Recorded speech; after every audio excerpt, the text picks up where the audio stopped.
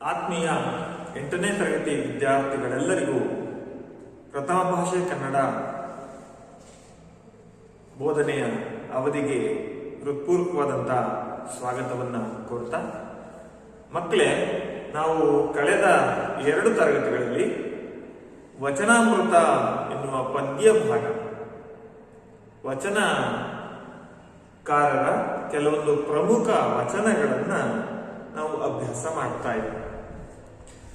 ವಚನ ಸಾಹಿತ್ಯ 12ನೇ ಶತಮಾನದಲ್ಲಿ ಕಂಡು ಬರುವಂತಹ ಅತ್ಯಂತ ಮೌಲ್ಯಯುತವಾದಂತಹ ಸಾಹಿತ್ಯ, ಅಮೂಲ್ಯವಾದಂತಹ ಸಾಹಿತ್ಯ. ಸಾಕಷ್ಟು ಪಾಂಡಿತ್ಯ ಇರುವಂತಹ ಸಾಹಿತ್ಯ ಅಂದ್ರೂ ಕೂಡ ತಪ್ಪಾಗ್ಲಿಕ್ಕಿಲ್ಲ. ಜನಧನಿಯಾಗಿ, ಜನರ ಹತ್ತಿರ, ಜನರ ಬಾಯಿಂದ ಶ್ರೀಸಾಮಾನ್ಯನ ಬದುಕು ಬವಣೆಗಳನ್ನೆಲ್ಲ ಪ್ರತಿನಿಧಿಸುವಂತಹ ಸಾಹಿತ್ಯವಾಗಿ, ಸಾಮಾಜಿಕ ಕ್ರಾಂತಿಯನ್ನ ಉಂಟು ಮಾಡತಕ್ಕಂತಹ ಸಾಹಿತ್ಯವಾಗಿ ವಚನ ಸಾಹಿತ್ಯ ಕಂಡು ಬಂದಿರತಕ್ಕಂಥದ್ದು ಅದರ ಒಂದು ಹೆಗ್ಗಳಿಕೆ. ಕನ್ನಡ ಸಾಹಿತ್ಯ, ಕನ್ನಡ ಭಾಷೆಯ ಇಷ್ಟು ಬೆಳವಣಿಗೆ ಹಿಂದೆ ವಚನ ಸಾಹಿತ್ಯದ ಕೊಡುಗೆ ಕೂಡ ಅಪಾರವಾಗಿದೆ. ಇಡೀ ವಿಶ್ವಕ್ಕೆ ನಮ್ಮ ಶರಣರ, ಶಿವಶರಣರ ವಚನಗಳು ಅವು ಮಾದರಿ ಆಗ್ತವೆ. ಇಡೀ ವಿಶ್ವದ ಏಕಧರ್ಮ ಅದು ಸಮಾನತೆ. ಅಂತಹ ಸಮಾನತೆಯನ್ನ ಎತ್ತಿ ಹಿಡಿಯುವಂತಹ ಕೈಗನ್ನಡಿಯಾಗಿ ವಚನಗಳು ಕಾಣಸಿಗ್ತವೆ. ಅರಿತರೆ ಶರಣ, ಮರೆತರೆ ಮಾನವ ಅನ್ನುವಂತಹ ಮಾತನ್ನ ಪ್ರಾತಿನಿಧಿಕವಾಗಿ ಎತ್ತಿ ಹಿಡಿಯುವಂತಹ ನಮ್ಮ ಶರಣರ ತತ್ವಗಳನ್ನ, ಮಹಾವಾಕ್ಯವನ್ನ ನಾವಿಲ್ಲಿ ಸ್ಮರಿಸ್ಕೋಬಹುದು. ಶ್ರೀಸಾಮಾನ್ಯ ಮಹಾಜ್ಞಾನವನ್ನರಿತಾಗ ನಿತ್ಯ ಮುಕ್ತನಾಗ್ತಾನೆ ಅನ್ನೋ ಶರಣರ ಮಾತುಗಳು, ಶರಣರ ವಚನಗಳು, ಸುಳ್ನುಡಿಗಳು ಎಂತಹ ಸಾಮಾನ್ಯ ವ್ಯಕ್ತಿಯನ್ನು ದೈವತ್ವಕ್ಕೆ ಏರಿಸ್ತಕ್ಕಂಥ ಒಂದು ಮಾತು ಅಂತಂದ್ರೂ ಕೂಡ ಒಪ್ಪಬಹುದು.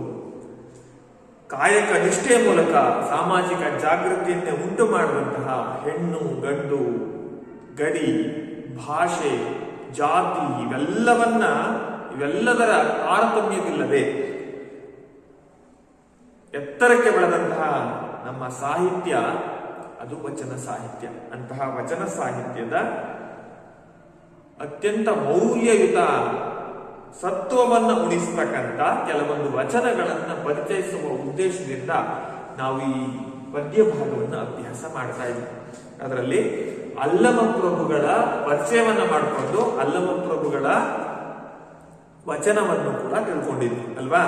ಅಲ್ಲಮ ಪ್ರಭುಗಳು 12ನೇ ಶತಮಾನದಲ್ಲಿ ಇದ್ದಂತಹ ಪ್ರಸಿದ್ಧ ಚಿಂತಕರಲ್ಲಿ ಒಬ್ಬರು. ಇವರು ಶಿವಮೊಗ್ಗ ಜಿಲ್ಲೆ ಶಿಕಾರಿಪುರ ತಾಲೂಕಿನ ಬಳ್ಳಿಗಾವೆ. ಇವರ ತಂದೆ ಹೆಸರು ನಿರಂಕಾರ, ತಾಯಿ ಹೆಸರು ಸುಜ್ಞಾನಿ. ಬಸವಣ್ಣನವರು ಕಲ್ಯಾಣದಲ್ಲಿ ಸ್ಥಾಪಿಸಿದಂತಹ ಶೂನ್ಯ ಪೀಠದ ಮೊದಲ ಅಧ್ಯಕ್ಷತೆಯನ್ನ ವಹಿಸಿಕೊಂಡಿದ್ದಂಥವರು ಅಲ್ಲಮ ಪ್ರಭುಗಳು. ಆಗ ಅವರಿಗೆ 72 ವರ್ಷ ವಯಸ್ಸಾಗಿತ್ತು. ತುಂಬಾ ಅನುಭಾವಿ, ಸತ್ಯ ಶೋಧನೆಯೇ ಜೀವನದ ಪರಮ ಗುರಿಯನ್ನಾಗಿಸಿಕೊಂಡು ಬದುಕಿದಂಥವರು. ಇವರ ವಚನಗಳಲ್ಲಿ ಬೆರಗು ಮತ್ತೆ ಬೆಡಗನ್ನ ನೋಡ್ತೀವಿ. ಗುಹೇಶ್ವರ ಅನ್ನೋದು ಇವರ ವಚನಗಳ ಅಂಕಿತ ಅಂತ ತಿಳ್ಕೊಂಡಿದ್ವಿ. ಮತ್ತೆ ದೈವತ್ವವನ್ನ ನೀಡ್ತಕ್ಕಂಥ, ಅಂದ್ರೆ ದೇವರ ಸ್ವರೂಪ ಎಂದೇ ಭಾವಿಸುವಂತಹ ಗುರುವಿನ ಸಂಬಂಧ, ಶಿಷ್ಯ ಮತ್ತೆ ಗುರುವಿನ ಸಂಬಂಧ ಕಾಲಾಂತರದಲ್ಲಿ ಯಾವ ರೀತಿಯೆಲ್ಲ ಬದಲಾವಣೆಗಳನ್ನ ಕಾಣಬಹುದು ಅನ್ನೋದನ್ನ 12ನೇ ಶತಮಾನದಲ್ಲಿ ಅವರು ಹೇಳಿದ್ರು. ಕೃತಯುಗದಲ್ಲಿ ಗುರು ಶಿಷ್ಯನಿಗೆ ಒಡಿದು ಬುದ್ಧಿಯನ್ನ ಕಲಿಸಿದಾಗ ಆ ಶಿಷ್ಯ ಅದನ್ನ ಮುಕ್ತಿಯಿಂದ ಸ್ವೀಕರಿಸ್ತಾನೆ. ಅದೇ ರೀತಿ ತ್ರೇತಾಯುಗದಲ್ಲಿ ಕಾಲ ಬದಲಾಯಿತು. ಕೃತಯುಗ, ತ್ರೇತಾಯುಗ, ದ್ವಾಪರ ಯುಗ ಮತ್ತೆ ಕಲಿಯುಗ. ಯಾವುದು? ಕೃತಯುಗ ಎರಡನೇದು, ತ್ರೇತಾಯುಗ, ದ್ವಾಪರ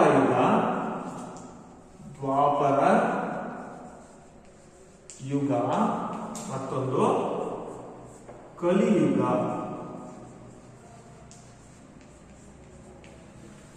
ಈ ಯುಗಗಳಲ್ಲಿ ಗುರು ಶಿಷ್ಯ ಸಂಬಂಧ ಹೇಗೆ ಬದಲಾಗುತ್ತೆ, ವಿದ್ಯಾರ್ಜನೆಯ ರೀತಿ ಹೇಗೆ ಬದಲಾಗುತ್ತೆ ಅಂತ ಅವರು ತಿಳಿಸಿರೋದನ್ನ ಕಳೆದ ತರಗತಿಯಲ್ಲಿ ತಿಳ್ಕೊಂಡಿದ್ವಿ. ಕೃತಯುಗದಲ್ಲಿ ಗುರು ಶಿಷ್ಯನಿಗೆ ಬಡಿದು ಬುದ್ಧಿಯನ್ನು ಕಲಿಸಿದಾಗ ಮಹಾಪ್ರಸಾದ ಅಂತ ಸ್ವೀಕರಿಸ್ತಾ ಇದ್ದ. ತ್ರೇತಾಯುಗದಲ್ಲಿ ಬೈದು ಬುದ್ಧಿಯನ್ನು ಕಲಿಸಿದಾಗ ಮಹಾಪ್ರಸಾದ ಅಂತ ಸ್ವೀಕರಿಸ್ತಾ ಇದ್ದ ಯಾರು? ಶಿಷ್ಯ. ಅದೇ ರೀತಿ ದ್ವಾಪರ ಯುಗದಲ್ಲಿ ಶ್ರೀ ಗುರುವು ಶಿಷ್ಯನಿಗೆ ಕದರಿಸಿ ಝಂಕಿಸಿ ಬುದ್ಧಿಯನ್ನು ಕಲಿಸಿದಾಗ ಆಗಲಿ ಮಹಾಪ್ರಸಾದ ಅಂತ ಹೇಳಿ ಭಕ್ತಿಯಿಂದ ಅದನ್ನು ಸ್ವೀಕರಿಸ್ತಾ ಇದ್ರೆ, ಕಲಿಯುಗ ಬದಲಾಯಿತು. ಸಾಕಷ್ಟು ಬದಲಾವಣೆಗಳನ್ನು ಕಂಡಂತಹ ಕಲಿಯುಗದಲ್ಲಿ ಇಲ್ಲಿ ಗುರುವೇ ಶಿಷ್ಯನಿಗೆ ವಂದಿಸಿ ನಮಸ್ಕರಿಸಿ ಭಕ್ತಿ ಸಮರ್ಪಿಸಿ ಅಂದ್ರೆ ಅಂತ ವಾತಾವರಣ ನಿರ್ಮಾಣ ಆಗಿದೆ. ಪ್ರೀತಿಯಿಂದ ಕಲಿಸುವಂತಹ, ಬೇಡಿ ಕಲಿಸುವಂತಹ, ನಾಜೂಕಾಗಿ ಕಲಿಸುವಂತಹ ಪರಿಸ್ಥಿತಿಗೆ ಕಲಿಯುಗ ತರುತ್ತೆ. ಅದರ ಜೊತೆಗೆ ಶಿಷ್ಯನ ಗುಣಮಟ್ಟ, ಶಿಷ್ಯನ ವಿದ್ಯಾರ್ಜನೆ, ಜ್ಞಾನಶಕ್ತಿ ಅದು ಕೂಡ ಹೆಚ್ಚಾಗ್ತಾ ಗುರುವನ್ನೂ ಮೀರಿಸಿದೆ ಕೂಡ ಅದನ್ನೆಲ್ಲರೂ ಒಪ್ಕೋಬಹುದು. ಆ ಕಲಿಯುಗದಲ್ಲಿ ಗುರುವೇ ಶಿಷ್ಯನಿಗೆ ವಂದಿಸಿ ಬುದ್ಧಿಯನ್ನು ಕಲಿಸಿದಾಗ ಅದನ್ನು ಕೂಡ ಶಿಷ್ಯ ಮಹಾಪ್ರಸಾದ ಅಂತ ಸ್ವೀಕರಿಸ್ತಾನೆ. ಕಾಲಗಳು ಬದಲಾಗಬಹುದು, ಸಂಬಂಧಗಳ ಪ್ರಕ್ರಿಯೆಯಲ್ಲಿ ಜ್ಞಾನವನ್ನ ಮುಟ್ಟಿಸುವ ರೀತಿಗಳು ಬದಲಾಗಬಹುದು ಅನ್ನೋದನ್ನ ಅವರ ಆ ವಚನದಲ್ಲಿ ನೋಡ್ತೀವಿ. ಅಂದ್ರೆ ಈ ರೀತಿ ಕಾಲದ ಕಟ್ಟಳೆಯಿಂದ ಭಗವಂತ ನಿನ್ನ ಕಾಲದ ಕಟ್ಟಳೆಯ ಕಲಿತನಕ್ಕೆ ನಾನು ಬೆರಗಾದೆ, ಆಶ್ಚರ್ಯಚಕಿತನಾದೆ. ಏನಪ್ಪಾ ನಿಮ್ ಲೀಲೆ?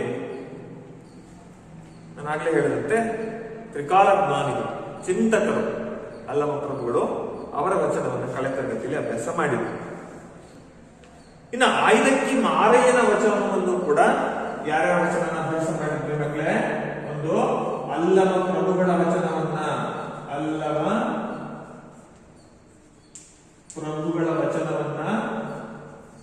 ಆಯ್ದಕ್ಕಿ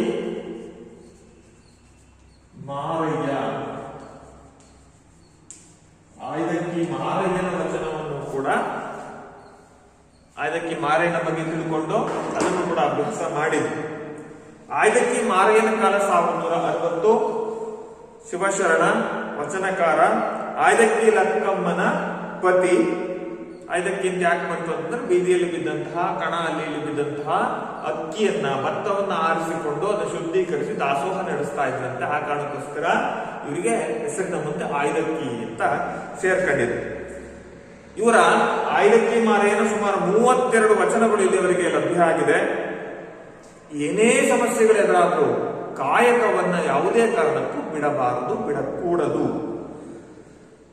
ಕಾಯಕವೇ ಜೀವನದ ಪರಮ ಗುರಿಯಾಗಿರಬೇಕು ಎಂದು ಹೇಳುವ ಮೂಲಕ ಕಾಯಕದ ಮಹತ್ವವನ್ನು ತನ್ನ ವಚನಗಳಲ್ಲಿ ಸಾರಿದಂತಹ ಹಿರಿಮೆ ಆಯ್ದಕ್ಕಿ ಮಾರಯ್ಯ ಅವರು.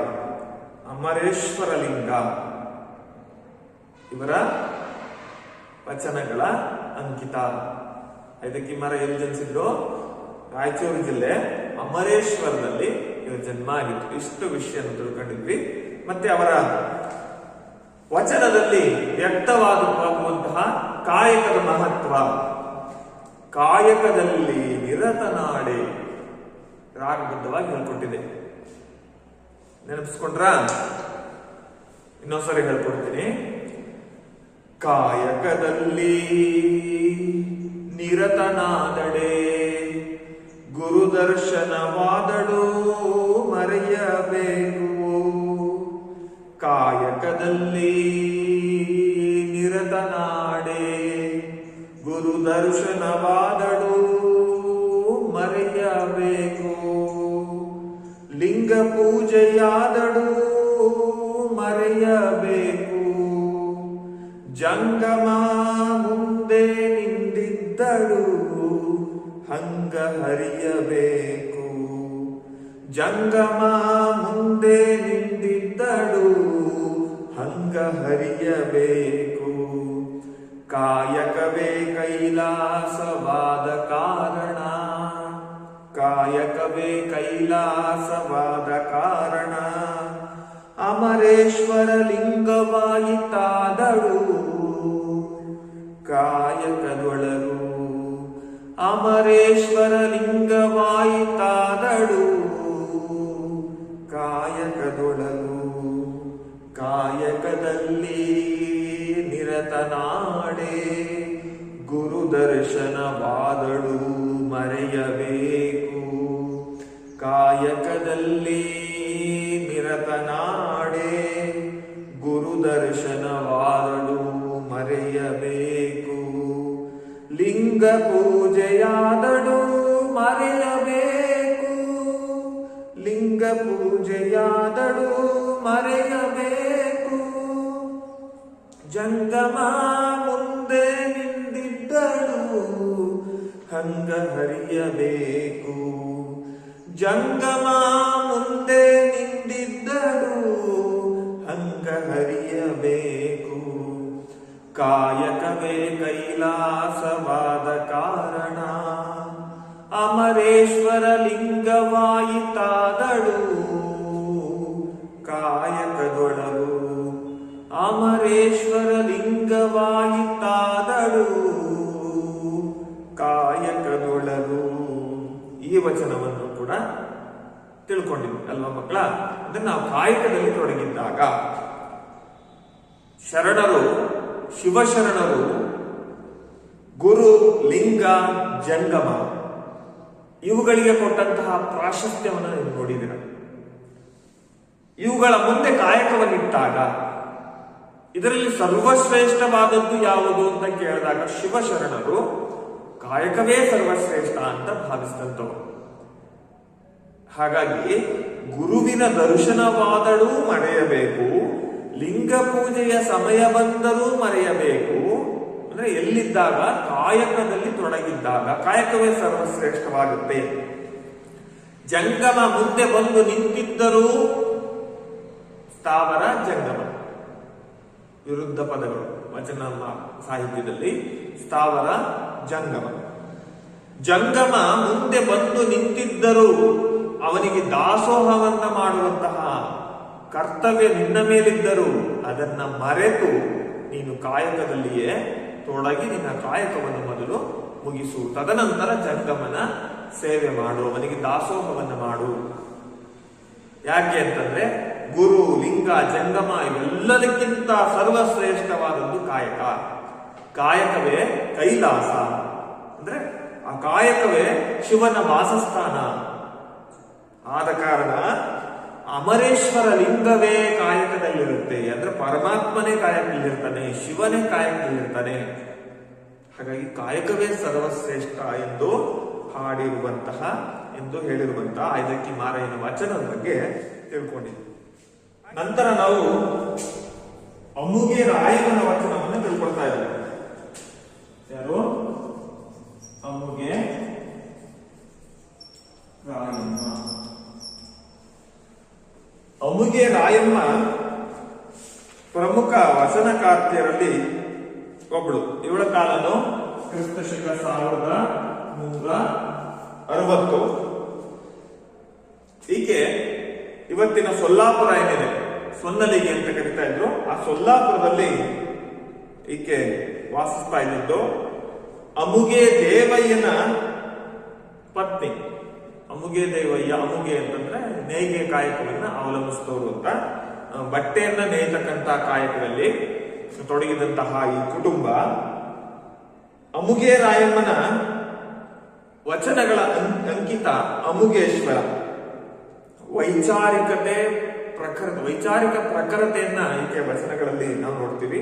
ಜೊತೆಗೆ ಸಾಮಾಜಿಕ ಕಳಕಳಿ, ಜೀವನವನ್ನ ವಿಭಿನ್ನವಾದಂತಹ ದೃಷ್ಟಿಯಲ್ಲಿ ನೋಡಿಕೊಂಡು ಆ ರೀತಿ ವಿಭಿನ್ನವಾಗಿ ಜೀವನವನ್ನ ಸವಿದಂತಹ, ಎದುರಿಸಿದಂತಹ, ಸ್ವೀಕರಿಸಿದಂತಹ ಅಮುಗೆ ರಾಯಮ್ಮನದು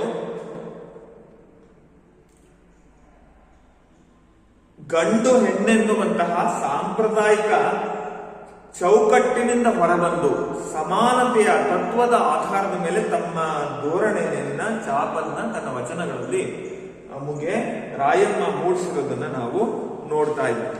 ಕಳೆದ ತರಗತಿಯಲ್ಲಿ ಅದನ್ನ ಅಭ್ಯಾಸ ಮಾಡ್ತಾ ಇದ್ವಿ. ರಾಗವಾಗು ನಾನು ಹೇಳ್ಕೊಟ್ಟಿದ್ದೆ ಅಲ್ವಾ ಮಕ್ಕಳ? ಕಾಗೆಯ ಮರಿ ಕೋಗಿಲೆಯಾಗಬಲ್ಲುದೆ, ಆಡಿನ ಮರಿ ಆನೆಯಾಗಬಲ್ಲುದೆ, ಸೀಳನಾಗಿ ಸಿಂಹದ ಮರಿಯಾಗಬಲ್ಲುದೆ,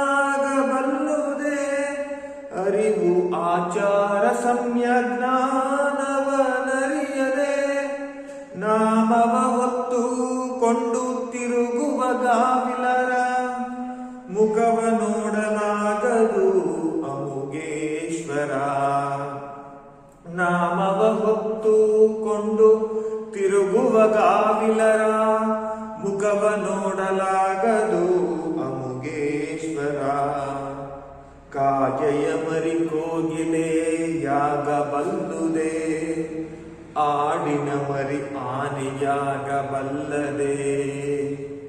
ಕಾಗೆಯ ಮರಿ ಕೋಗಿಲೆಯಾಗಬಲ್ಲುದೆ, ಆಡಿನ ಮರಿ ಆನೆಯಾಗಬಲ್ಲದೆ.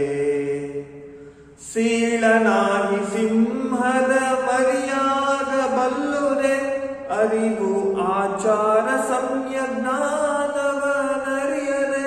ಸೀಳನಾಗಿ ಸಿಂಹದ ಮರಿಯಾಗಬಲ್ಲುದೆ, ಅರಿವು ಆಚಾರ ಸಂಜ್ಞಾನವನರಿಯದೆ. ನಾಮವ ಹೊತ್ತು ಕೊಂಡು ತಿರುಗುವ ಗಾವಿಲರ ಮುಖವ ನೋಡಲಾಗದು ಅಮುಗೇಶ್ವರ. ನಾಮವ ಹೊತ್ತು ಕೊಂಡು ತಿರುಗುವ ಗಾವಿಲರ ಮುಖವ ನೋಡಲಾಗದು ಅಮುಗೇಶ್ವರ. ಎಲ್ಲ ಪ್ರಾಣಿಗಳ ವಿಶೇಷಗಳು, ಅವುಗಳನ್ನ ಸಹಜವಾದಂತಹ ಗುಣವಿಶೇಷಗಳನ್ನ ಇಲ್ಲಿ ಚಿತ್ರಿಸಿರೋದನ್ನ ಈ ವಚನದಲ್ಲಿ ನಾವು ನೋಡ್ತೀವಿ. ಆದ್ರೆ ಮನುಷ್ಯನಿಗೆ ವಿಭಿನ್ನವಾದಂತಹ ಒಂದು ಗುಣ ಇದೆ. ಅವನು ಎಲ್ಲ ಪ್ರಾಣಿ ಪಕ್ಷಿಗಳನ್ನ ಅನುಸರಿಸೋದಿಕ್ಕೆ ಸಾಧ್ಯ. ಅದ್ರ ಜೊತೆಗೆ ಮನುಷ್ಯನಿಗೆ ಅರಿವು ಆಚಾರ ಸಂಜ್ಞಾನಗಳು ಅವನಲ್ಲಿ ಇರೋದ್ರಿಂದ ಇದರಿಂದ ಅವನು ಭಗವಂತನ ಸಾಕ್ಷಾತ್ಕಾರವನ್ನು ಪಡೆಯಬಹುದು ಅನ್ನೋದನ್ನ ಈ ವಚನದಲ್ಲಿ ಅಮ್ಮುಗೆ ರಾಯಮ್ಮ ತಿಳಿಸಿರೋದನ್ನ ನಾವು ನೋಡ್ತೀವಿ. ಸಾಲುಗಳ ಪ್ರಕಾರ ನೋಡೋದಾದ್ರೆ, ಕಾಗೆಯ ಮರಿ ಕೋಗಿಲೆಯಾಗಬಲ್ಲುದೆ, ಪ್ರಶ್ನಾರ್ಥಕ ಚಿಹ್ನೆ ಇದೆ. ಸಾಧ್ಯನಾ? ನಾನು ಕಳೆದ ತರಗತಿಯಲ್ಲಿ ಚರ್ಚೆ ಮಾಡ್ತಾ ಹೇಳ್ತಾ ಇದ್ದೆ ಮಕ್ಕಳ. ಏನ್ ಚರ್ಚೆ ಮಾಡ್ತಾ ಹೇಳ್ತಾ ಇದ್ದೆ? ಕಾಗೆಗೆ ಅದರದೇ ಆದಂತಹ ಒಂದು ಗುಣ ಇದೆ. ಕಾಗೆಗೆ ಒಳ್ಳೆಯ ಕಂಠ ಇಲ್ಲ. ಕೋಗಿಲೆ ಕಂಠ ನೋಡೋದಕ್ಕೆ ಒಂದೇ ರೀತಿ ಕಾಣುವಂತಹ, ಬಣ್ಣದಲ್ಲಿ ಒಂದೇ ಆಗಿರುವಂತಹ ಕಾಗೆ ಮತ್ತೆ ಕೋಗಿಲೆಗಳ ಹೋಲಿಕೆಯನ್ನ ಮಾಡಿದಾಗ ಕಾಗೆ ಕಂಠ ಕರ್ಕಶವಾಗಿರುತ್ತೆ, ಕೋಗಿಲೆ ಕಂಠ ಸುಮಧುರವಾಗಿರುತ್ತೆ. ಹೌದಲ್ವಾ? ಕಾಗೆ ಕೂಗಿದ್ರೆ ಕಿವಿ ಮುಚ್ಕೋಬೇಕು ಅನ್ಸುತ್ತೆ, ಕೋಗಿಲೆ ಕೂಗ್ತಾ ಇದ್ರೆ ಇನ್ನಷ್ಟು ಕೇಳಬೇಕು ಅಂತ ಅನ್ಸುತ್ತೆ. ಈ ವ್ಯತ್ಯಾಸಗಳು, ನಾನು ಹಾಗಂತ ಕಾಗೆಯನ್ನ ವಿಡಂಬನೆ ಮಾಡ್ತಾ ಇಲ್ಲ. ಈ ಸಮಾಜಕ್ಕೆ ಅದರ ಕೊಡುಗೆನೂ ಕೂಡ ಇದೆ. ಹೌದಲ್ವಾ?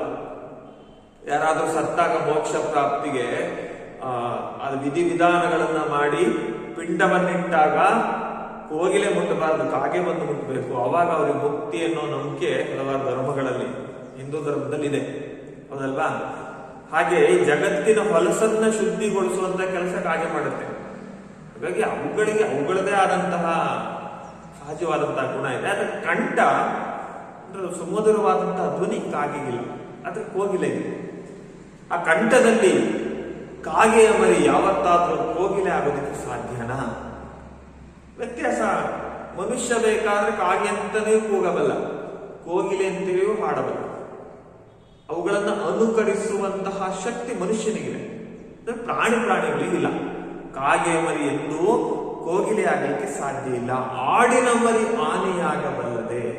ದೇಹದ ಆಕಾರದ ಮೇಲೆ ನಾವು ಪರಿಗಣಿಸೋದಾದ್ರೆ, ಆಡು ಚಿಕ್ಕ ಪ್ರಾಣಿ, ಅಷ್ಟು ಶಕ್ತಿಯುತವಾದಂತಹ ಪ್ರಾಣಿ ಏನಲ್ಲ. ಯಾವುದು? ಆಡು. ಆದ್ರೆ ಆನೆ ಬಲಾಢ್ಯವಾದಂತಹ ಪ್ರಾಣಿ, ಶಕ್ತಿಯುತವಾದಂತಹ ಪ್ರಾಣಿ, ಹೌದಲ್ವಾ? ಆ ಎರಡು ಪ್ರಾಣಿಗಳನ್ನ ಹೋಲಿಕೆ ಮಾಡೋದಕ್ಕೆ ಸಾಧ್ಯನಾ? ಆಡಿನ ಮರಿ ಎಂದು ಆನೆ ಮರಿ ಆಗ್ಲಿಕ್ಕೆ ಸಾಧ್ಯ ಇಲ್ಲ. ಆದ್ರೆ ಮನುಷ್ಯ ಆಡಿನ ಮರಿಯಂತೆಯೂ ದುರ್ಬಲನಾಗಬಲ್ಲ. ಅಂದ್ರೆ ಅವನಿಗೆ ಆನೆಯಷ್ಟು ಶಕ್ತಿಯನ್ನ ಸೃಷ್ಟಿ ಮಾಡಬಲ್ಲ, ಆನೆಗಿರುವಂತಹ ಶಕ್ತಿಯನ್ನ ಸೃಷ್ಟಿ ಮಾಡಬಲ್ಲ. ಆನೆಯೂ ಮಾಡಕ್ಕಾಗದೇ ಇರುವಂತಹ ಬಲಾಢ್ಯ ಕೆಲಸಗಳನ್ನ, ತುಂಬಾ ತ್ರಾಸದಾಯಕ ಕೆಲಸಗಳನ್ನ ಮನುಷ್ಯನೇ ಮಾಡಬಲ್ಲ ತನ್ನ ಬುದ್ಧಿಶಕ್ತಿಯನ್ನು ಉಪಯೋಗಿಸಿ. ಆಡಿನ ಮರಿ ಆನೆ ಆಗ್ಲಿಕ್ಕೆ ಸಾಧ್ಯ ಇಲ್ಲ. ಆದ್ರೆ ಎಲ್ಲ ಪ್ರಾಣಿಗಳನ್ನ ಅನುಕರಿಸತಕ್ಕಂತ ಶಕ್ತಿ ಮನುಷ್ಯನಿಗಿದೆ. ಸೀಳನಾಯಿ ಸಿಂಹದ ಮರಿಯಾಗಬಲ್ಲದೆ.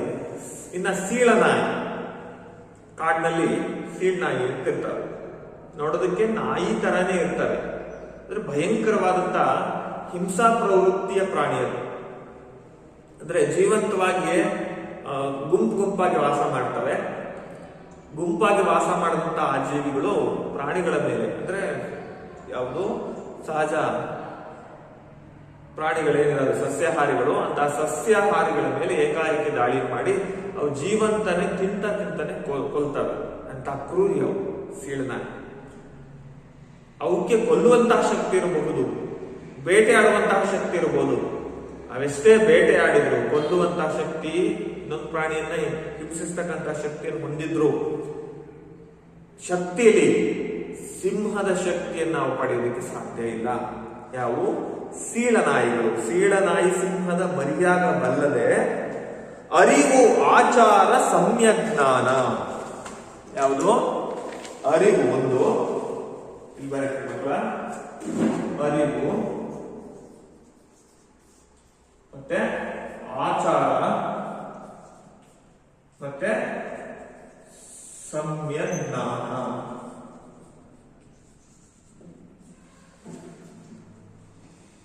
ಮಕ್ಕಳಲ್ಲಿ ಅರಿವು ಅಂತಂದ್ರೆ ಜ್ಞಾನ, ತಿಳುವಳಿಕೆ ಏನೋ ಅರ್ಥ. ಜ್ಞಾನ ಅಥವಾ ತಿಳುವಳಿಕೆ. ಇನ್ನ ಆಚಾರ ಅಂತಂದ್ರೆ ಒಳ್ಳೆಯ ನಡತೆ.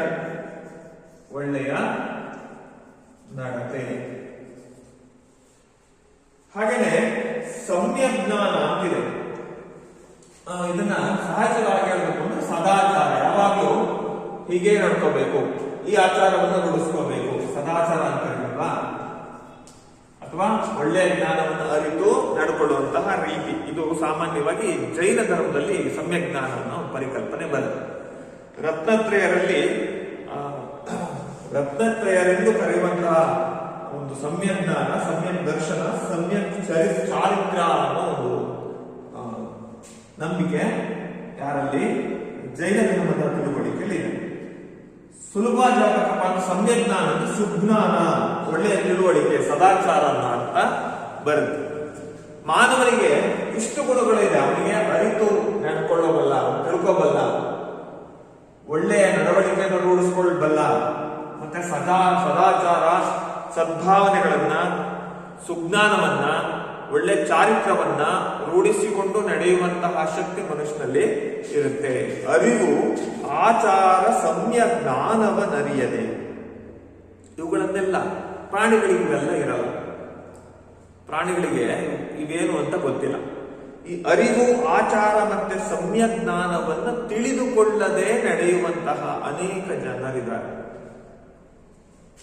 ಶರಣರಿಗೆ ಇವೆಲ್ಲವನ್ನು ತಿಳ್ಕೊಂಡು ನಡೀತಕ್ಕಂಥವ್ರು ಶರಣರಾದ್ರೆ, ಶರಣ ಸಂಸ್ಕೃತಿಯಿಂದ ಹೊರಗಿದ್ದಂಥವರು ಮನುಷ್ಯನಾಗಿ ಇಷ್ಟು ಜ್ಞಾನ ಇದ್ರು, ಅರಿವು, ಆಚಾರವಿದ್ರು, ಸಮ್ಯಜ್ಞಾನವಿದ್ರು, ಅವುಗಳನ್ನರಿಯದೆ ಸ್ವೇಚ್ಛೆಯಿಂದ, ಸ್ವಾರ್ಥದಿಂದ ಜೀವನ ನಡೆಸ್ತಕ್ಕಂಥವ್ರು ಏನಿದ್ದಾರೆ, ಅಂಥವರು ನಾಮವ ಹೊತ್ತುಕೊಂಡು ಕೇವಲ ಶರೀರಕ್ಕೆ ಇರುವಂತಹ ಒಂದು ಹೆಸರು, ಪ್ರತಿಯೊಂದು ಶರೀರಕ್ಕೂ ಒಂದು ಹೆಸರಿದೆ ಅಲ್ವಾ? ಪ್ರಾಣಿಗಳಿಗೆ, ಪಕ್ಷಿಗಳಿಗೆ ಅವುಗಳ ವಿಧದ ಆಧಾರದ ಮೇಲೆ ಅದು ನಾಯಿ, ಅದು ಬೆಕ್ಕು, ಅದು ಹುಲಿ, ಅದು ಜಿಂಕೆ ಅಂತೆಲ್ಲ ಕರಿತೀವಿ. ಆದ್ರೆ ಮನುಷ್ಯನ ಸಂಖ್ಯೆ ಜಾಸ್ತಿ ಇರೋದ್ರಿಂದ ಆ ಮನುಷ್ಯನ ಗುರುತಿಸೋದಕ್ಕೆ ನಾವು ಒಂದೊಂದು ಹೆಸರುಗಳನ್ನ ಇಟ್ಟಿರ್ತೀವಿ. ಅದಕ್ಕೊಂದು ಸಂಸ್ಕಾರವನ್ನ ಮಾಡಿರ್ತೀವಿ. ಎಲ್ಲಾ ಧರ್ಮಗಳಲ್ಲಿ, ಎಲ್ಲಾ ಸಂಪ್ರದಾಯಗಳಲ್ಲಿ ಆ ಸಂಸ್ಕಾರಗಳಿದ್ದಾವೆ. ಕೇವಲ ಅಂದ್ರೆ ಯಾರು ಅರಿವು ಆಚಾರ ಸಮ್ಯಜ್ಞಾನವನ್ನ ಅರಿಯದಂತೆ ನಡೆದುಕೊಳ್ಳುತ್ತಾರೋ, ಅವಿದ್ರೂ ನಡೆದುಕೊಳ್ಳುವವರು ಯಾವ ರೀತಿ ಗೋಚರಿಸ್ತಾರಪ್ಪ ನನಗೆ ಅಂತಂದ್ರೆ, ಕೇವಲ ತಮ್ಮ ಶರೀರಕ್ಕೆ ಹೆಸರನ್ನ ಇಟ್ಟುಕೊಂಡು ನಡೆದಾಡುವಂತಹ ಗಾವಿಲರು. ಗಾವಿಲ ಅಂತಂದ್ರೆ ಮೂರ್ಖ, ಹೆಡ್ಡ, ದಡ್ಡ ಅಂತ ಕೊಡುತ್ತೆ.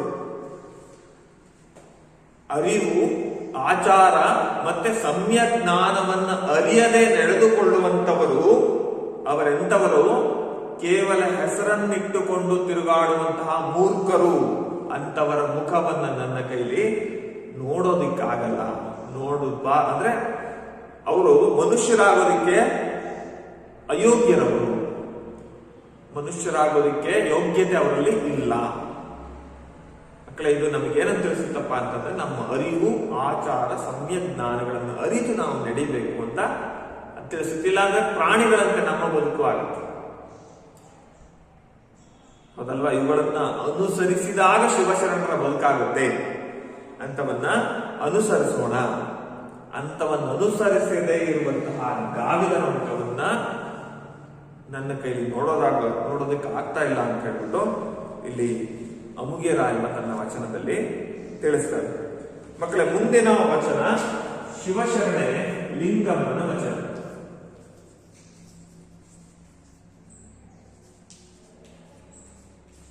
ಶಿವಶರಣೆ ಲಿಂಗಮ್ಮನ ವಚನ ಇರೋದನ್ನ ನಾವು ಕಾಣಬಹುದು. ಮುಂದಿನ ವಚನ, ಈ ಶಿವಶರಣೆ ಲಿಂಗಮ್ಮನ ಪರಿಚಯವನ್ನ ಮಾಡಿಕೊಳ್ಳೋದಾದ್ರೆ, ಈಕೆಯ ಕಾಲ ಕೂಡ ಕ್ರಿಸ್ತ ಶಕ 1160. ಏನ್ ಸಾರ್ ಇದು, ಎಲ್ಲ ಒಂದೇ ಕಾಲ ಇದೆಯಲ್ಲ ಅಂತ ನೀವು ಪ್ರಶ್ನೆ ಕೇಳಬಹುದು. ಇದು ಸುಮಾರು ಅಂತ ಬರುತ್ತೆ. ಪ್ರಮುಖವಾಗಿ ಅವರ ಬದುಕಿಗೆ ಅವಾಗೆಲ್ಲ ಅಂದ್ರೆ ತಂತ್ರಜ್ಞಾನ ಇರಲಿಲ್ಲ, ತಾಳೆಗರಿಗಳು ಮತ್ತೆ ಅನಕ್ಷರತೆ ಇತ್ತು.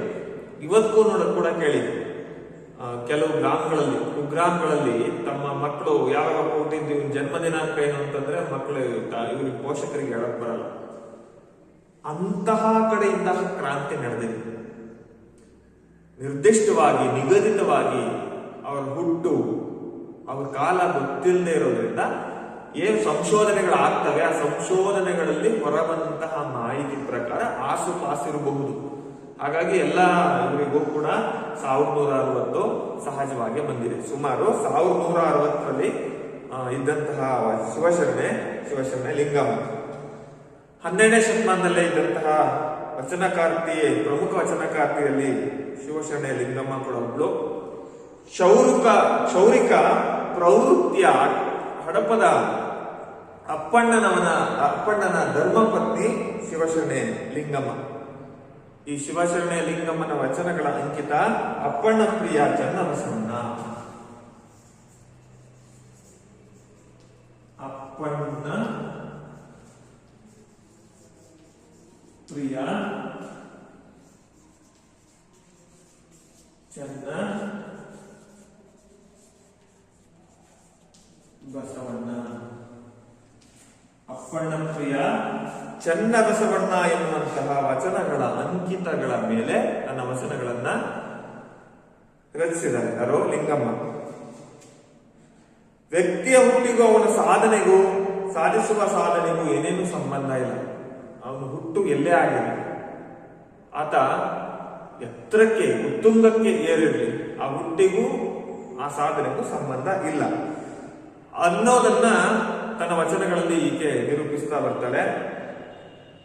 ಈ ವಚನಗಳಲ್ಲಿ ಬೋಧನೆಯ ಧಾಟಿ, ಕಂಡ ದರ್ಶನ, ಬೀರಿದ ಬೆಳಕು, ಏರಿದ ನಿಲುವು, ಸಾಧಕರಿಗೂ ಸಾಮಾನ್ಯನಿಗೂ ಶರಣರಿಗೂ ಇರುವಂತಹ ವ್ಯತ್ಯಾಸ, ಇವುಗಳನ್ನೆಲ್ಲ ತಿಳಿಸ್ತಾ ಹೋಗ್ತಾಳೆ. ಮಕ್ಕಳು, ಇನ್ನೊಂದ್ಸರಿ ಹೇಳ್ತೀನಿ, ಸರಿಯಾಗಿ ಅರ್ಥ ಮಾಡ್ಕೊಳ್ಳಿ. ಶಿವಶರಣೆ ಲಿಂಗಮ್ಮನ ವಚನದಲ್ಲಿ ಒಂದ್ ರೀತಿ ಬೋಧನೆಯ ದಾಟಿಯನ್ನು ನಾವು ನೋಡ್ತೀವಿ. ಸಹಜವಾಗಿ ಬೋಧಿಸಿದಂತೆ ತಿಳುವಳಿಕೆ ಹೇಳದಂತೆ ಈಕೆಯ ವಚನಗಳು ಇರ್ತವೆ. ತಾನು ಕಂಡದ್ದನ್ನ, ತನ್ನಿಂದ ಬೀರಿದ ಬೆಳಕನ್ನ, ಏರಿದ ನಿಲುವನ್ನ, ಸಾಧಕನಿಗೂ ಸಾಮಾನ್ಯನಿಗೂ ಶರಣನಿಗೂ, ಸಾಧಕನಿಗೂ ಸಾಮಾನ್ಯನಿಗೂ ಶರಣನಿಗೂ, ಮೂವರು ಬಂದ್ರಿ, 3 ಜನ. ಒಬ್ಬ ಸಾಧನೆ ಮಾಡುವಂತ ಸಾಧಕ, ಇನ್ನೊಬ್ಬ ಸಹಜವಾಗಿ ಜೀವನ ನಿರ್ವಹಿಸಿಕೊಂಡು ಹೋಗ್ತಕ್ಕಂಥ ಸಾಮಾನ್ಯ, ಇನ್ನೊಬ್ಬ ಶರಣ. ಈ ಮೂರಲ್ಲೂ ಅಗಾಧವಾದಂತಹ ವ್ಯತ್ಯಾಸ ಇದೆ, ಬೇರೆ ಬೇರೆ ರೀತಿ ವ್ಯತ್ಯಾಸ ಇದೆ. ಅವರ ಸಂಸ್ಕಾರದಲ್ಲಿ, ಅವರ ನಡೆನುಡಿಗಳಲ್ಲಿ, ಅವರ ಆಚಾರ ವಿಚಾರಗಳಲ್ಲಿ ಮೂರಲ್ಲೂ ವಿಭಿನ್ನತೆ ಇದೆ. ಅಂತ ವ್ಯತ್ಯಾಸವನ್ನ ತನ್ನ ವಚನದಲ್ಲಿ ಶಿವಶರಣ ಲಿಂಗಮ್ಮ ತಿಳಿಸ್ತಾರೆ. ಎಲ್ಲೆಡೆಯೂ ಹರಿದಾಡುವಂತಹ ಮನಸ್ಸು ಸ್ವೇಚ್ಛೆಯಿಂದ ಹರಿಯಲು ಬಿಡದೆ ಆ ಮನಸ್ಸನ್ನ ಬಯಲಲ್ಲಿ ಓಡಾಡುವಂತಹ ಶರಣರ ಪಾದಗಳಲ್ಲಿ ವಿಲೀನಗೊಳಿಸಬೇಕು, ಬೆರೆಸಬೇಕು ಅನ್ನೋದು ಆಕೆಯ ಈ ವಚನದಲ್ಲಿ ನಾವು ತಿಳ್ಕೋಬಹುದು. ಆ ವಚನ ಈ ರೀತಿಯಾಗಿದೆ: ಮನವ ಗೆದ್ದಹನೆಂದು ತನುವ ಕರಗಿಸಿ, ಕಾಯವ ಮರುಗಿಸಿ, ನಿದ್ರೆಯ ಕೆಡಿಸಿ, ವಿದ್ಯೆಯ ಕಲಿತಿಹನೆಂಬ ಬುದ್ಧಿಹೀನರಿರಾ ನೀವು ಕೇಳಿರೋ. ನಮ್ಮ ಶರಣರು ಮನವನೆಂತು ಗೆದ್ದಹರೆಂದರೆ ಕಾಮ ಕ್ರೋಧವ ನೀಗಿ, ಲೋಭ ಮೋಹ ಮದಮತ್ಸರವ ಛೇದಿಸಿ, ಆಸೆ ರೋಷವಳಿದು ಜಗದ ಪಾಶವ ಬಿಟ್ಟು ಆ ಮರುಗಿಸುವ ಕಾಯಕವನೇ ಪ್ರಸಾದ ಕಾಯಕವ ಮಾಡಿ ಸಲಹಿದರು. ಕೆಡಿಸುವ ನಿದ್ರೆಯನೇ ಯೋಗ ಸಮಾಧಿಯ ಮಾಡಿ, ಸುಖವ ನೇಡಿಸಿ ಜಗವನೇ ಗೆದ್ದ ಶರಣರ ಬುದ್ಧಿಹೀನರೆತ್ತಬಲ್ಲರೋ. ಅಪ್ಪಣ್ಣ ಪ್ರಿಯ ಚನ್ನಬಸವಣ್ಣ. ಈ ವಚನದಲ್ಲಿ ಏನ್ ಹೇಳ್ತಾಳೆ ಶಿವಶರಣ ಲಿಂಗಮ್ಮ? ಮನಃ ಗೆದ್ದಹನೆಂದು, ಮನಸ್ಸನ್ನ ಜಯಿಸಿದ್ವಿ, ಮನಸ್ಸನ್ನ ಹಿಡಿದಲ್ಲಿದೆ ಅಂತ ಹೇಳಿ, ತನುವ ಕರಗಿಸಿ ಕಾಯವ ಮರುಗಿಸಿ. ಗೆದ್ದೆ ಅನ್ನೋ ಅಹಂನಲ್ಲಿ ನಾವು ಮಾಡ್ತಕ್ಕಂಥ ರೀತಿ ನೀತಿಗಳು, ಪರಿವೇ ಕೂಡ ನಮಗೇನಾಗುತ್ತೆ, ಮರ್ತು ಹೋಗುತ್ತೆ. ಶರೀರ ಬೀಗ್ತಾ ಇರುತ್ತೆ, ಅಹಮಿಕೆ ಸುತ್ತುತ್ತಾ ಇರುತ್ತೆ. ನಾನು ಗೆದ್ದೆ ಅಂತ ಮನಸ್ಸಿಗೆ ನಂಬಿಸಿ, ಶರೀರಕ್ಕೂ ನಂಬಿಸಿ, ಆ ಹೊಯ್ದಾಟಲ್ಲೇ, ಆ ಒಂದು ಗತ್ತಿನಲ್ಲೇ, ಕಾಯ ಅಂದ್ರೆ ನಾವು ಮಾಡುವಂತಹ ಕೆಲಸ ಏನಾಗುತ್ತೆ, ಕಳೆದು ಹೋಗುತ್ತೆ, ಮರುಗಿ ಹೋಗುತ್ತೆ. ಅರ್ಥ ಆಗ್ಲಿಲ್ವಾ? ಇನ್ನು ಸರಳವಾಗಿ ಹೇಳಬೇಕಪ್ಪ ಅಂತಂದ್ರೆ, ನಮಗೆ ಗೆಲುವು ಅನ್ನೋದು ಸಿಕ್ಕ ತಕ್ಷಣ ಮನಸ್ಸು ಹಿಗ್ಗು ಹೋಗುತ್ತೆ, ಹೌದಾ? ಆ ಹಿಗ್ಗುವಿಕೆಯಲ್ಲೇ ನಮ್ಮ ಶರೀರವನ್ನ ಹಿಗ್ಗಿಸಿಕೊಂಡು ತಮ್ಮ ಸ್ವಂತಿಕೆಯನ್ನ ಮರೆತು ಅಹಮಿಕೆಯಲ್ಲೇ ಸುತ್ತುತ್ತೇವೆ. ನಾ ಮಾಡೋ ಕಾಯಕಗಳು, ಕೆಲಸಗಳು ಕಡೆಗಣನೆಗೆ ಒಳಪಡ್ತವೆ. ನಿದ್ರೆಯ ಕೆಡಿಸಿ ವಿದ್ಯೆಯ ಕಲಿತಿಹನೆಂಬ ಬುದ್ಧಿಹೀನರಿರ ನೀವು ಕೇಳಿರೋ. ವಿದ್ಯಾರ್ಜನೆ ಹೇಗಪ್ಪ ವಿದ್ಯೆ ಗಳಿಸೋದು? ವಿದ್ಯೆ ಏನನ್ನ ಕಲಿಸುತ್ತೆ? ಸಂಸ್ಕಾರವನ್ನು ಕಲಿಸಬೇಕು.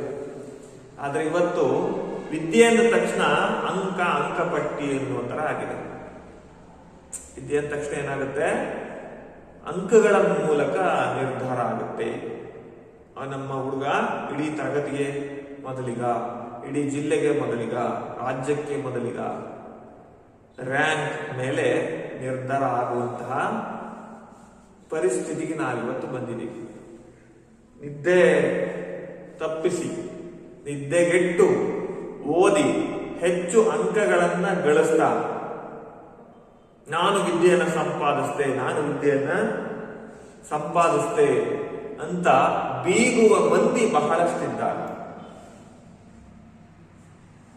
ವಿದ್ಯೆ ಅಂಕಗಳ ಮೇಲೆ ನಿರ್ಧಾರ ಆಗೋದಲ್ಲ, ನಮ್ಮ ಸಂಸ್ಕಾರದ ಮೇಲೆ ನಿರ್ಧಾರ ಆಗೋದು. ಡಬಲ್ ಡಿಗ್ರಿ ಅಂದ್ರೆ ಎರಡೆರಡು ಮೂರು ಸ್ನಾತಕೋತ್ತರಗಳನ್ನ ಪಡೆದಂತವರಿಗೂ ಹಿರಿಯರ ಮುಂದೆ ಹೇಗೆ ವರ್ತಿಸಬೇಕು, ಅನ್ಯೋನ್ಯತೆ ಹೇಗಿರಬೇಕು, ಅಪ್ಪ ಅಮ್ಮನ ಹೇಗೆ ನೋಡ್ಕೋಬೇಕು, ಅಥವಾ ನಮ್ಮನ್ನ ನಂಬಿದಂತವ್ರನ್ನ ಹೇಗೆ ನೋಡ್ಕೋಬೇಕು ಅನ್ನೋ ಸಾಮಾನ್ಯ ಅಥವಾ ಕನಿಷ್ಠ ಜ್ಞಾನವೂ ಕೂಡ ಇಲ್ಲ.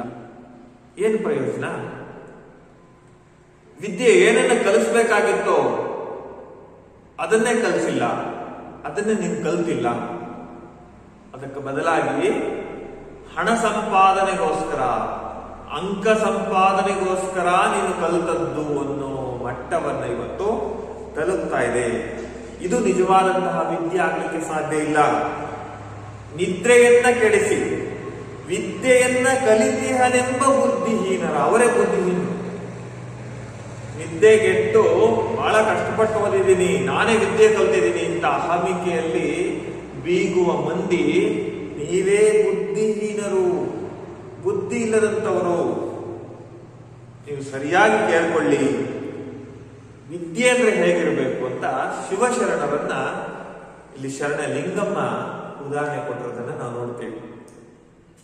ನಮ್ಮ ಶರಣರು ಮನವನೆಂದು ಗೆದ್ದಹರೆಂದಡೆ, ನಮ್ಮ ಶಿವಶರಣರು ತಮ್ಮ ಮನವನ್ನ ಹೇಗೆ ಜಯಿಸಿದ್ರು ಅಂತ ಅವಲೋಕಿಸಿದ್ರೆ ಶಿವಶರಣರ ಬದುಕೇ ಒಂದು ತಪಸ್ಸು ಅಲ್ವಾ ಮಕ್ಕಳ?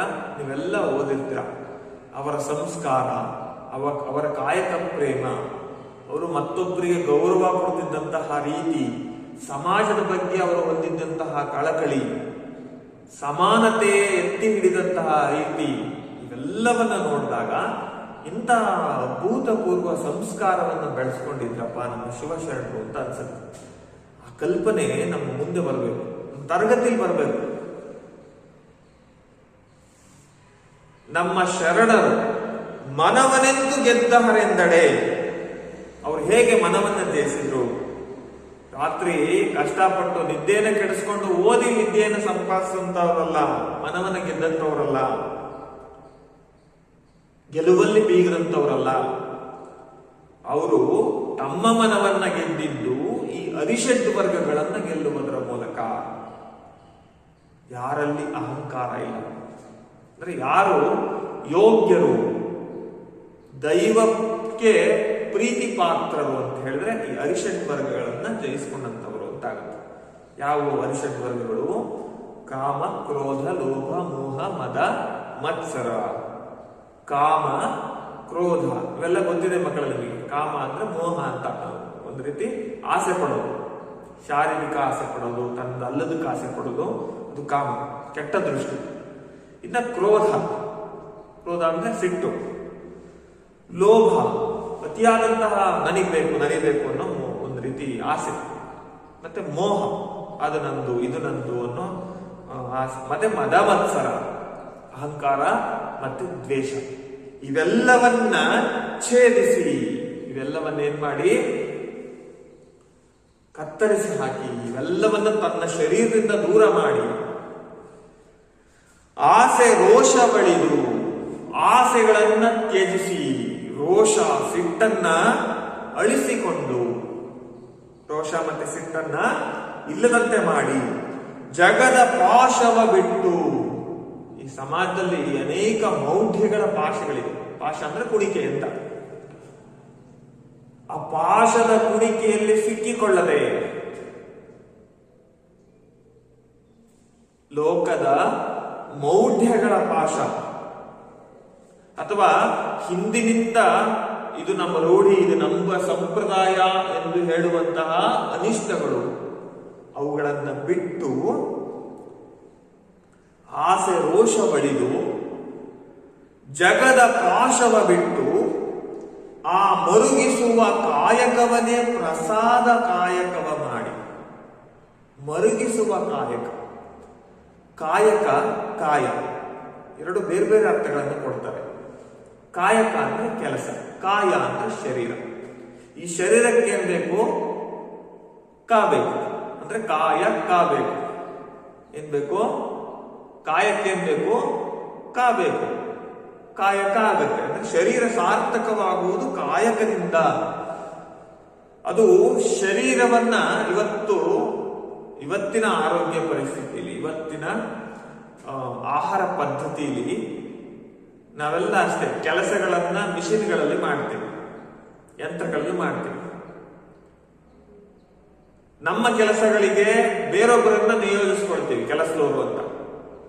ಆದ್ರೆ ನಮ್ಮ ಶರೀರವನ್ನ ದಂಡಿಸುವ ಪ್ರಯುಕ್ತ ವಾಯುವಿಹಾರಕ್ಕೆ ಹೋಗ್ತೀವಿ, ನಡಿಗೆ ಹೋಗ್ತೀವಿ, ಮತ್ತೆ ವ್ಯಾಯಾಮ ಶಾಲೆಗಳಿಗೆ ಹೋಗ್ತೀವಿ, ಜಿಮ್ ಅಂತ ಕರಿತೀರಲ್ಲ ಅಂತ ಹೋಗಿ ನಮ್ಮ ಶರೀರವನ್ನ ದಂಡಿಸೋ ಕೆಲಸವನ್ನ ಮಾಡ್ತೀವಿ. ಕಾಯಕವನ್ನ ಮಾಡಿದರೆ ಸಾಕು, ಶರೀರ ದಂಡಿಸಲ್ಪಡುತ್ತೆ, ಅದನ್ನ ಮರಿತೀವಿ.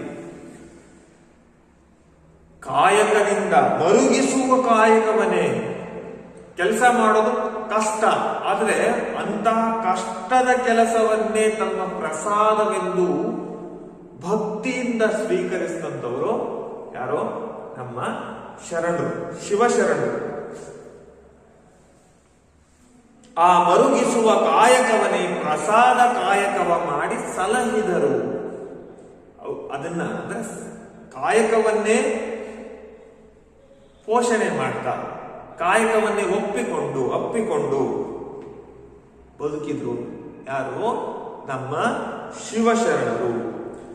ಕೆಡಿಸುವ ನಿದ್ರೆಯನ್ನೇ ಯೋಗ ಸಮಾಧಿಯ ಮಾಡಿ. ನಿದ್ದೆ ಎಂಬ ನಿಜವಯ್ಯಾರಗಿತ್ತಿ ಬುದ್ಧಿ ಇಲ್ಲವೇ ನಿನಗೆ? ಸಿದ್ಧ ಧ್ಯಾನದೋಳಿದ್ದ ಗಳಿಗೆಯಳು ಕದ್ದಡಗಿದೆ ಈ ಕಾಯದ ಮನೆಯಳು. ಎದ್ದು ನೋಡಿದರೆ ಎತ್ತಪ್ಪೋದೆಯೇ. ದಾಸ ಸಾಹಿತ್ಯದಲ್ಲಿ ತತ್ವಪದಗಳಲ್ಲಿ ಬರುತ್ತೆ. ಈ ನಿದ್ದೆ ಅನ್ನೋದು ಯೋಗವನ್ನ ಕೆಡಿಸುವಂಥದ್ದು.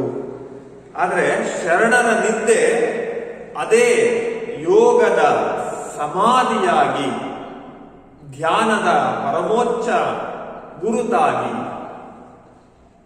ಅದನ್ನ ಮಾಡಿ ಸುಖವನ್ನೇರಿಸಿ, ಸುಖವನ್ನ ದೂರೀಕರಿಸಿ, ಕಡೆಗಣಿಸಿ, ಸುಖವನ್ನು ಬಿಟ್ಟು ಶ್ರಮ ಕಾಯಕ, ದಾಸೋಹ, ಭಕ್ತಿ, ಸಮಾಜದ ಏಳಿಗೆ ಈ ರೀತಿ ಬದುಕಿದಂಥವರು.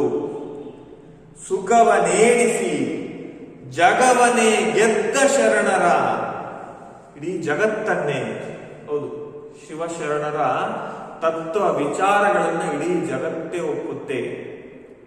ಬಸವಣ್ಣನನ್ನು ಒಪ್ಪುತ್ತೆ, ಶರಣ ಸಂಸ್ಕೃತಿಯನ್ನು ಒಪ್ಪುತ್ತೆ, ವಚನಗಳನ್ನು ಒಪ್ಪುತ್ತೆ. ವಚನಗಳು ಪೂಜಿಸಲ್ಪಡ್ತವೆ, ಅವೇ ವೇದಗಳಾಗಿ, ಬಾಳಿನ ಮೌಲ್ಯಗಳಾಗಿ ರೂಢಿಗತವಾಗ್ತವೆ. ಅದಕ್ಕೆ ಯೋಗ್ಯವಾದಂಥವು ವಚನಗಳು. ಇಡೀ ಜಗತ್ತೇ ವಚನಕಾರರನ್ನು ಒಪ್ಪುತ್ತೆ, ಮೆಚ್ಚುತ್ತೆ. ಅಂತಹ ನಮ್ಮ ಶರಣರು ಸುಖವನ್ನ ದೂರೀಕರಿಸಿ ಜಗವನ್ನೇ ಗೆದ್ದರು. ಈ ರೀತಿ ಗೆಲ್ಲೋದು ಬರೀ ಮನವನ್ನೇ ಗೆದ್ದೆ, ಬರೀ ವಿದ್ಯೆಯನ್ನ ಕಲಿತೆ ಅಂತ ಬೀಗ್ತಿರಲ್ಲ, ನಿಮ್ಮಂತಹ ಬುದ್ಧಿಹೀನರು ಯಾರು ಇರೋದಕ್ಕೆ ಸಾಧ್ಯ ಇಲ್ಲ. ನಮ್ಮ ಶರಣರಂತೆ ಗೆಲ್ಲಿ, ನಮ್ಮ ಶರಣರಂತೆ ಕಲಿಯಿರಿ. ಇಡೀ ಹೇಗವ ಗೆದ್ದಿದ್ದು? ಈ ಅರಿಷಡ್ ವರ್ಗಗಳನ್ನ ಜಯಿಸಿ, ಆಸೆ ರೋಷಗಳನ್ನು ಬಿಟ್ಟು ಜಗದ ಪಾಶಕ್ಕೊಳಗಾಗದೆ ಕಾಯಕವನ್ನೇ ಪ್ರಸಾದವನ್ನು ಮಾಡಿ, ಕಾಯಕವನ್ನ ಸಲಹುತ್ತಾ ತನ್ನ ಯೋಗವನ್ನ ಹಾಳು ಮಾಡುವಂತಹ ಈ ನಿದ್ದೆಯನ್ನೇ ಸಮಾಧಿಯನ್ನಾಗಿಸಿ, ಸುಖವನ್ನ ಕಡೆಗಣಿಸಿ ಇಡೀ ಜಗತ್ತನ್ನೇ ಗೆದ್ದಂಥವರು ನಮ್ಮ ಶಿವಶರಣರು. ಅಂತಹ ಜಗವನ್ನೇ ಗೆದ್ದ ಶರಣರ ಬುದ್ಧಿಹೀನರೆತ್ತಬಲ್ಲರು. ಅಂತಹ ಶಿವಶರಣರನ್ನ, ಬುದ್ಧಿಹೀನರು ಅಂದ್ರೆ ಯಾರು? ಗೆದ್ದೆ ಅಂತ ಬೇಕತಕ್ಕಂಥವನು, ನಾನೇ ವಿದ್ಯೆಯನ್ನು ಕಲಿತೆ, ಪಾಂಡಿತ್ಯವನ್ನು ಕಲಿತೆ ಅಂತ ಬೀಗ್ತಕ್ಕಂಥವನೇನಿದಾನೋ ಅವರೆಲ್ಲರೂ, ಅವರ ಅಹಮಿನ ಕಣ್ಣಿನಲ್ಲಿ ಶಿವಶರಣರು ಕಾಣ್ತಾ ಇಲ್ಲ. ಶಿವಶರಣರು ಗೆದ್ದಿರೋದು. ಅಂತಹ ಶಿವಶರಣರನ್ನ ನೋಡಿ, ಬುದ್ಧಿಹೀನರೇ, ನಿಮಗೆ ಶಿವಶರಣರ ಬೆಲೆ ಗಮ್ಮತ್ತೇನು ಗೊತ್ತು? ಇದನ್ನ ಅರಿಯಿರಿ, ಅದರಂತೆ ರೂಢಿಸಿ ನಡೆಯಿರಿ.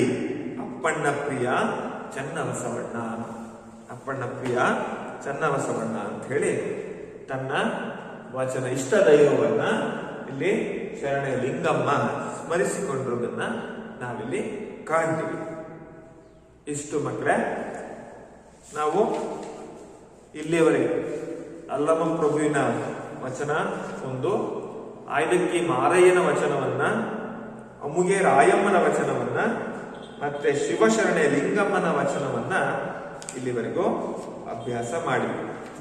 ಅರ್ಥ ಆಯ್ತು ಅಂತ ಭಾವಿಸ್ತೀನಿ. ಇನ್ನು ಸುಲಭವಾಗಿ ಪ್ರಶ್ನೆಗಳಿದಾವೆ, ಆ ಪ್ರಶ್ನೆಗಳಿಗೆ ನೀವೀಗ ಉತ್ತರ ಹೇಳ್ತೀರಾ. ಕಲಿಯುಗದಲ್ಲಿ ಗುರು ಶಿಷ್ಯನಿಗೆ ಹೇಗೆ ಬುದ್ಧಿಯನ್ನು ಹೇಳಬೇಕಿದೆ? ಗುರು ಶಿಷ್ಯನಿಗೆ ವಂದಿಸಿ ಬುದ್ಧಿಯನ್ನು ಹೇಳಬೇಕಿದೆ. ಗುಡ್. ಕಾಯಕದಲ್ಲಿ ನಿರತನಾದಡೆ ಏನನ್ನ ಮರೆಯಬೇಕು?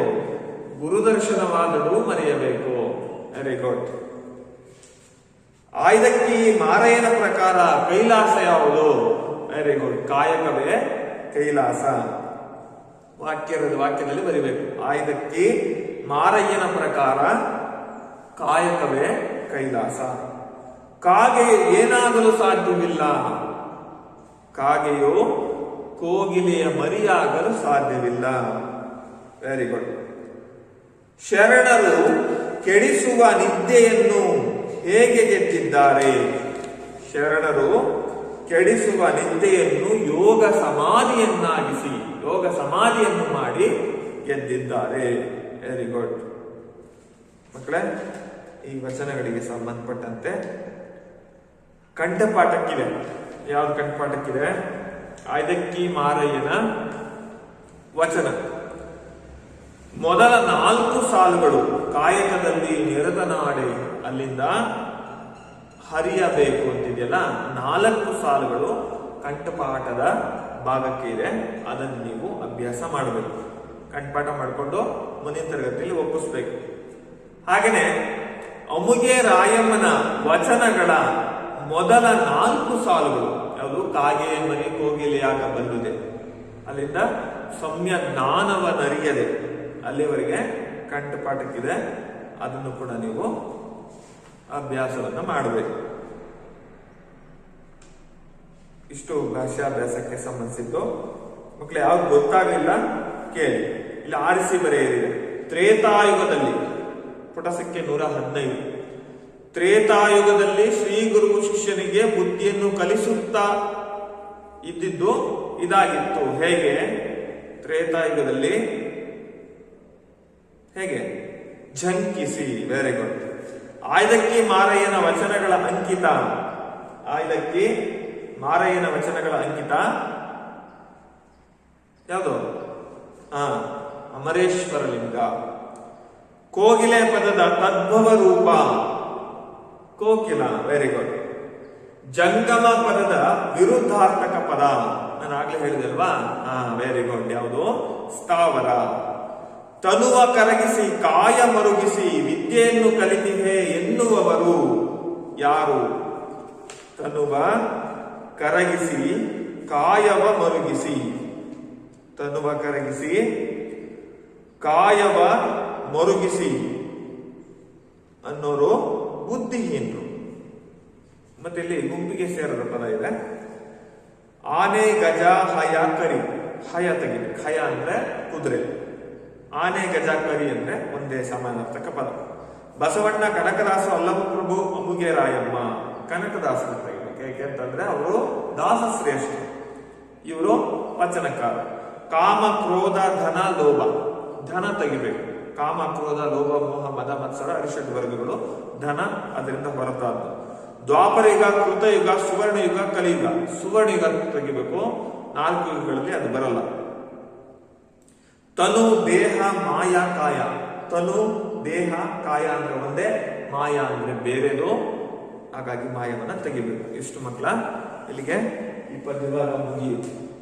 ಇದಕ್ಕೆ ಸಂಬಂಧಿಸಿದಂತೆ ಘಟಕ ಪರೀಕ್ಷೆನ ತರಗತಿಗೆ ಬಂದ ನಂತರ ಇಟ್ಕೊಳ್ಳೋಣ.